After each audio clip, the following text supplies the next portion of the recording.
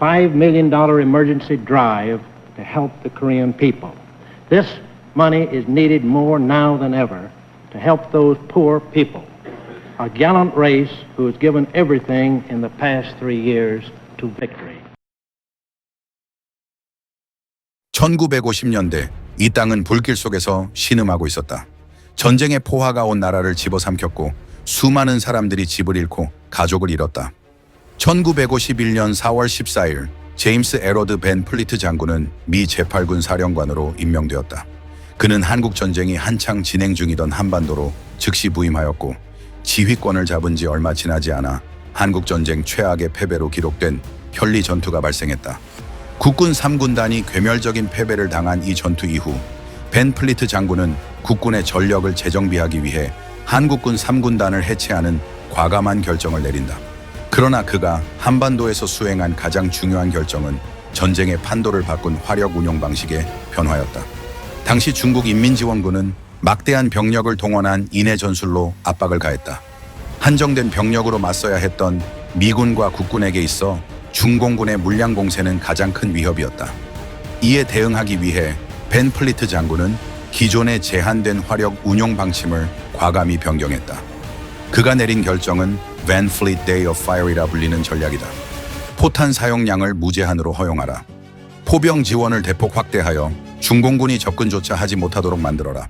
그는 화력 운용을 극대화하여 적군이 접근하기도 전에 초토화시키는 방식으로 인해 전술을 무력화시켰다. 그가 이 전략을 실행한 결과 중공군은 기존의 물량 공세를 더 이상 유지할 수 없게 되었고 보병 중심의 기동전에서 야간 고지전이라는 새로운 전술로 변화할 수밖에 없었다. 그러나 미국 의회에서는 벤 플리트 장군이 지나치게 많은 포탄을 사용한다며 조사해야 한다는 의견을 내놓았다. 이에 대해 그는 단호하게 답했다. 의원들 보고 여기 와서 정훈의 시체랑 포로들 좀 보라고 해. 오지 않을 거면 탄약 소모 같은 말은 꺼내지도 말라고 해. 이러한 연설과 현장 지침은 단순한 사기 진작을 넘어 기계화 부대와 보병의 협동작전 체계를 정립하는 이론적 토대가 되었다.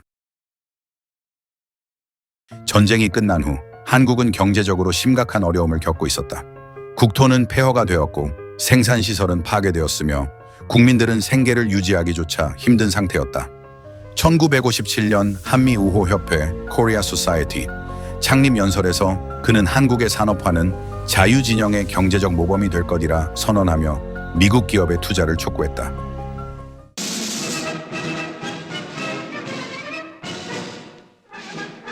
박정희 정부의 제1차 경제개년 계획이 발표된다.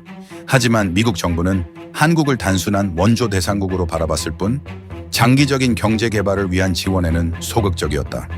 미국 원조는 제한적이었으며 한국이 스스로 경제를 발전시키기 위해 필요한 대규모 차관과 투자는 허락되지 않았다. 이때 벤 플리트 장군은 한국의 경제 재건을 넘어 기적을 이루기 위해 적극적으로 나섰다. 벤 플리트 장군은 경제사절단 B팀의 팀장 이병철을 비롯한 한국 기업가들이 미국의 재계와 연결될 수 있도록 지원했다. 1962년 벤 플리트 장군은 미국 실업인단 모아 사절단을 꾸려 대한민국을 방문한다. 미국 실업인단은 록펠러, 로크웰 등등 메이저 정유사 대표들이나 볼루, 녹스사 등 제철사 등등 굴지의 기업이 찾아왔다. 당시 미국 정부가 경제개발 계획에 대한 의문부호를 띄워 차관을 해주지 않았기 때문에 미국 기업인들의 투자가 절실했다. 즉 이 실업인단을 설득하지 못하면 울산공단은 없었고 대한민국의 경제개발 또한 없었다. 하지만 그들이 울산에서 본 것은 보리가 자라는 벌판이었다. 당시 울산군 대현면 예음 여천동 일대 어디에도 공단을 건설하고 외자를 유치할 기반시설이 보이지 않았다. 울산의 여관이라고 있는 곳은 도저히 누워서 쉴 수 있는 곳이 아니었고 대접이라 해봤자 오래 삶은 퍽퍽한 계란이 전부였던 그런 시절이었다. 어디에 어떻게 공단을 일군다는 것이냐는 그들의 질문에 정부 관료들은 속이 탔다. 그때 미국 실업단 단장으로 함께 온 벤 플리트는 한국인의 보릿고개와 근면성을 설명했다. 믿어라. 한국인의 성실성은 일본의 기적을 능가할 잠재력을 가졌다. 벤 플리트 장군은 대한민국의 미래를 믿어달라고 요청했다. 벤 플리트 장군은 자신의 인보증을 통해 투자자들을 설득했고 결국 울산공단에 기업인들이 투자하도록 결정하게 된다.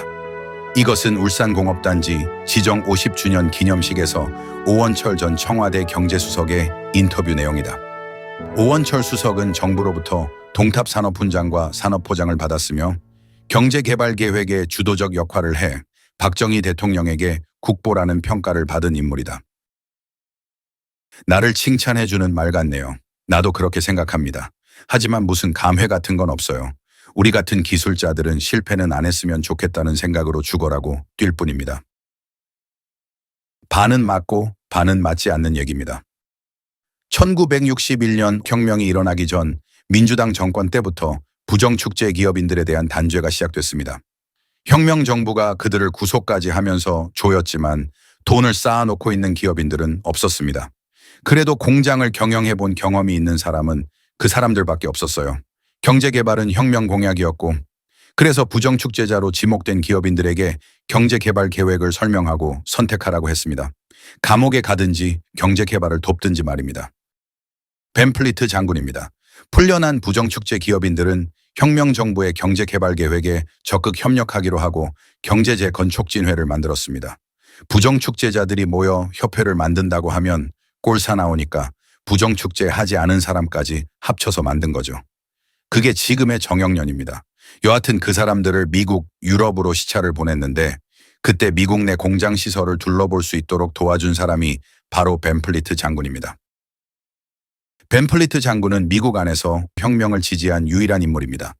그 양반이 발벗고 나섰지만 미국 사람들은 당신들이 가져온 건 기계들을 사기 위한 쇼핑 리스트일 뿐이지 경제개발 계획서가 아니다라며 고개를 가로저었습니다. 그러고는 공장은 어디에 지을 것인가? 정이나 물, 항만이나 교통시설은 어떤가? 라고 묻는데 우리는 아무런 대답도 할 수 없었습니다. 그래서 우리가 모든 걸 준비해놓고 연락할 테니 한 번만 와달라고 했죠. 그리고 돌아와서 부랴부랴 울산공업지구 기공식을 한 겁니다. 그러니까 미국에서 벤플리트 사절단을 유치하기 위해 급히 만든 것이 울산공업단지입니다. 1965년 벤플리트 장군은 한미 정상회담에서 한국에 1억 5천만 달러의 차관을 지급하도록 설득했다. 이 차관이 없었다면 대한민국의 경제개발은 계획만으로 끝날 가능성이 높았다. 하지만 벤플리트 장군의 노력 덕분에 한국은 산업화를 시작할 수 있었고 경제 자립의 발판을 마련할 수 있었다.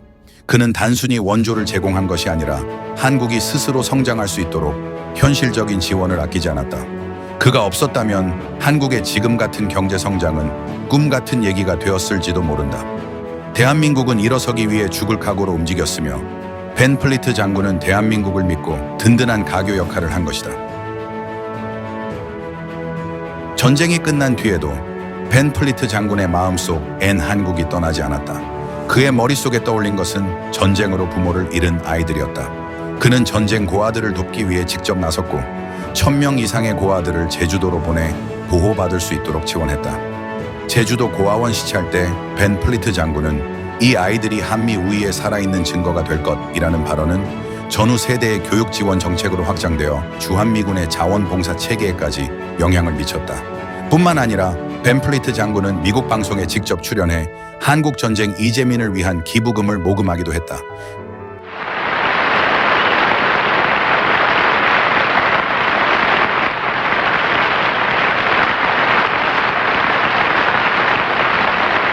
That's great. One of the heroes of the Korean battlefields here with us on Armistice Night is a fine thing indeed.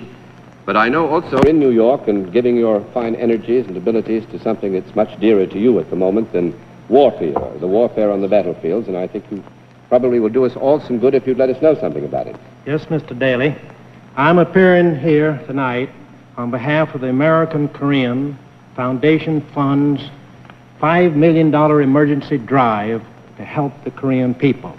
This money is needed more now than ever to help those poor people, a gallant race who has given everything in the past 3 years to victory.